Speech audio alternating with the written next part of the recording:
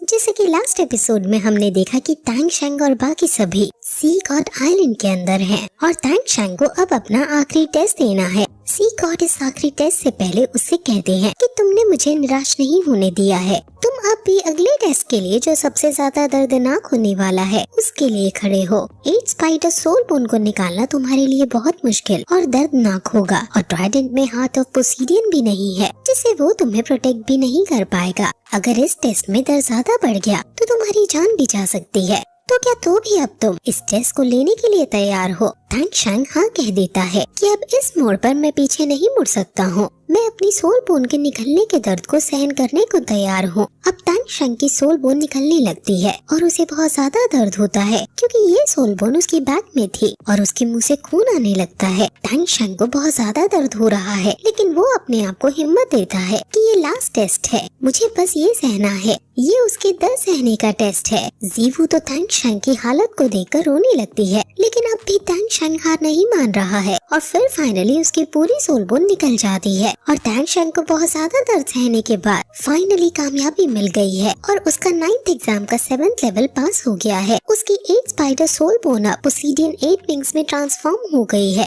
दर्द से कराता टैंग शैंग अब खड़ा होता है और सी गॉड को ग्रीट करता है और फिर सोचता है कि अब 7 टेस्ट ऑफ इमोशंस पार हो गए हैं लेकिन अभी सी गॉड के हार्ट को रिकवर करना बाकी रहता है। वो याद करता है कि ज़ियाओ भाई ने उसे कुछ आर्टिफैक्ट्स दिए थे जो उसे सी गॉड को इनहेरिट करने में मदद करने वाले हैं। वो इन आर्टिफैक्ट्स को निकालता है और ट्राइडेंट पर छोड़ देता है जिससे सी गॉड का हार्ट वापस आने लगता है और अब फाइनली वो एक गॉड बन चुका है। उसको अब गॉड आर्मर मिलेगा जिसके लिए उसकी गॉड आर्मर सेरेमनी शुरू हो जाती है। आसपास उसके पिलर्स आ जाते हैं जो उस पर एक एक करके गॉड लेवल आर्मर लगाने लगते हैं। उसकी हर एक सोल बोन पर एक आर्मर लग जाता है और उसका अपीयरेंस चेंज होने लगता है और फाइनली उसका अपीयरेंस एक गॉड जैसा हो जाता है। और फिर अनाउंसमेंट होती है कि टैंग शैंग का 9th लेवल एग्जाम कंप्लीट हो गया है और अब टैंग शैंग पोसीडियन बन गया है। उसकी सभी सोल रिंग्स की कल्टीवेशन 50,000 ईयर्स बढ़ा दी जाती है और उसके ट्राइडेंट से आसमान की तरफ बहुत ज्यादा बाहर निकलती है और हाइशन आइलैंड में उस पार को सब देख पाते हैं। क्वेन रिंजियो भी इसको देखती है और उसको पता चल जाता है कि टैंग शैंग पोसीडियन बन गया है। वहीं हम बीबी डोंग को देखते हैं। जैसा कि हमें पता है कि बीबी डोंग भी राक्षस गॉड की इनहेरिटेंस में है और वो 8 टेस्ट पहले पार कर चुकी है और अब उसके लिए 9 टेस्ट ओपन होने ही वाला है। इसलिए राक्षस गॉड बीबी डोंग से पूछते हैं कि क्या तुम अब तैयार हो? वही टैंग शैंग अब अपने हैमर की 9 सोल रिंग को देखता है जो गॉड लेवल में ट्रांसफॉर्म हो गई है। ऐसा इसलिए हो पाया क्योंकि उसकी ये 9th ring deep sea demon well king से आई थी जो गॉड बनने ही वाला था। इसलिए उसकी ये वाली स्पिरिट रिंग गॉड लेवल में अब ट्रांसफॉर्म हो गई है। लेकिन उसको एक डाउट है कि इस स्पिरिट रिंग का कलर असुरा डोमेन के कलर जैसा क्यों है? इसका कलर ब्लूइश होना चाहिए लेकिन अभी भी वो इस बात पर ज्यादा ध्यान नहीं देता क्योंकि ये उसकी पोसीडियन इनहेरिटेंस में बाधा नहीं बन रही है। अब टैंग शैंग अपने दोस्त के पास वापस आने लगता है। टैंग शैंग को देखकर सब बहुत खुश हो जाते हैं और जीवू उसके गले से लग जाती है और उसको कांग्रेचुलेट करती है। मोटू भी काफी खुश होता है और कहता है कि मुझे लगा था कि गॉड बनने के बाद तुम हमारे पास नहीं आओगे, जिस पर टैंग शैंग कहता है कि क्या तुम मुझे ऐसा तो समझते थे। सब हंसने लगते हैं और जीवू कहती है कि चाहे टैंग शैंग गॉड हो या ना हो, टैंग शैंग हमेशा श्रेक मॉन्स्टर रहेगा। अब फिर अनाउंसमेंट होती है और बताया जाता है कि जीवू टॉप 1 एग्जाम कंप्लीट कर दिया है क्योंकि उसने एंड तक पोसीडियन यानी टैंग शैंग का साथ दिया। उसकी सोल पार 10 लेवल बढ़ा दी जाती है और वो लेवल 90 पर पहुंच जाती है।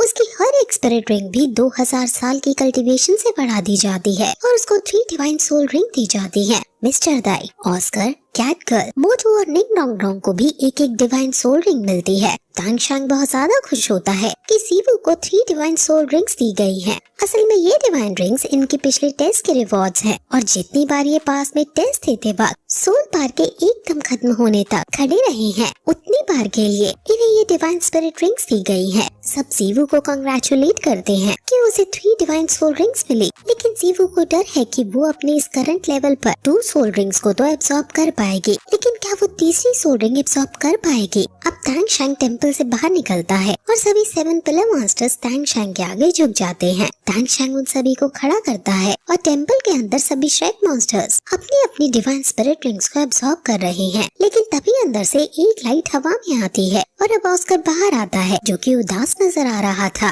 टैंग शैंग उसकी उड़ान देखकर समझ जाता है कि वो इस डिवाइन रिंग को एब्जॉर्ब करने में फेल हो गया है। लेकिन जैसे ही वो उसे कंसोल करने लगता है, ऑस्कर हंसकर कहता है कि उसने सक्सेसफुली स्पिरिट रिंग को एब्जॉर्ब कर लिया है। और फिर वो उसे एक बात और बताता है कि जो ये लाइट आई थी आसमान में वो असल में एक गॉड की थी। उन्होंने मुझे कहा कि तुमने 40 की उम्र से पहले ही फूड डिपार्टमेंट के होने के बावजूद सील डॉलर रैंक हासिल कर ली है। तुम बहुत बड़े जीनियस हो, इसलिए मैं तुम्हें गॉड ऑफ फूड के इनहेरिटेंस में इनवाइट करता हूँ। तुम्हें अपनी सोल पार 99 तक इंक्रीज करनी होगी, जिसके बाद गॉड ऑफ इनहेरिटेंस तुम्हारे लिए ओपन हो जाएगा। ये सुनकर टैंग शैंग खुश हो जाता है और ऑस्कर भी एक्साइटेड होकर बताता है कि वो पहला फूड ब्रांच का सीड ऑलो है और मेरे पास गॉड बनने की अपॉर्चुनिटी भी है। वो खुश होकर कहने लगता है कि अब मैं गॉड बनूंगा। लेकिन जैसे ही वो निंग रोंग रोंग के बारे में सोचता है वो दुखी हो जाता है, क्योंकि अगर वो गॉड बन गया तो निंग रोंग रोंग का क्या होगा? क्या ये दोनों अलग हो जाएंगे?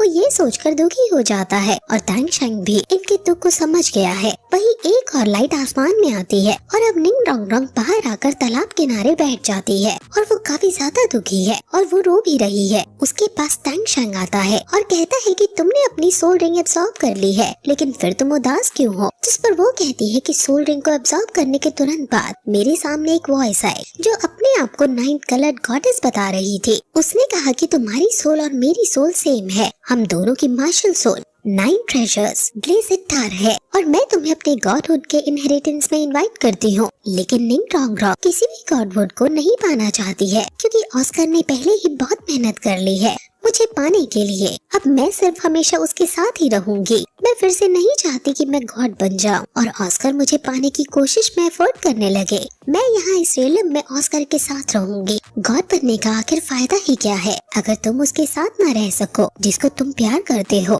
अब तभी वहाँ ऑस्कर आता है जिसने ये सारी बातें सुन ली हैं और वो रोती हुई निंग रोंग रोंग को चुप कराता है और कहता है कि अगर कभी फ्यूचर में सच में ये दिन आता है जिसमें तुम्हें मुझ में से या फिर गॉडहुड में से किसी एक को चुनना पड़े तो तुम बिना कुछ सोचे गॉडहुड को ही चुनना। वहाँ तुम्हारा बेटर फ्यूचर होगा। मैं अपने प्यार की वजह से तुम्हें इस दुनिया में बांधे नहीं रख सकता हूँ। ये सुनकर निंग रोंग रोंग उसे गले से लगा लेती है और फिर ऑस्कर कहता है कि उसके पास भी गॉडहुड अचीव करने का ऑफर आया है। वो ये थोड़ा एम्बैरेस फील करते हुए कहता है, क्योंकि अगर वो ये पहले बता देता तो निंग रोंग रोंग इतना नहीं रोती और ये दोनों ही गॉडहुड अचीव करके गॉड रियलम में रह सकते। ये सुनकर निंग रोंग रोंग खुश हो जाती है, लेकिन थोड़ी गुस्सा भी कि उसने पहले नहीं बताया, इसलिए वो ऑस्कर को पीटने लगती है और ऑस्कर उससे बचने लगता है। अब बाकी लोग भी अपनी अपनी डिवाइन स्पिरिट रिंग एब्सॉर्ब करके बाहर आ जाते हैं। वही जीवू जो 2 स्पिरिट रिंग एक संग एब्सॉर्ब कर रही है, उसे बहुत ज्यादा दिक्कत हो रही है और वो डर से चिल्लाती भी है। टैंग शैंग जीवू को इस हालत में देखकर बचाने की कोशिश करने लगता है, लेकिन जीवू उसे रोक देती है। सभी लोग जीवू को स्पिरिट रिंग एब्सॉर्ब करता हुआ देख रहे हैं और फाइनली वो स्पिरिट रिंग एब्सॉर्ब कर लेती है। अब थोड़ी देर बाद वो सभी समुद्र किनारे आ जाते हैं। कैट गर्ल 93 लेवल पर, मिस्टर दाई 95, निंग रोंग रोंग 94, ऑस्कर 92 लेवल पर,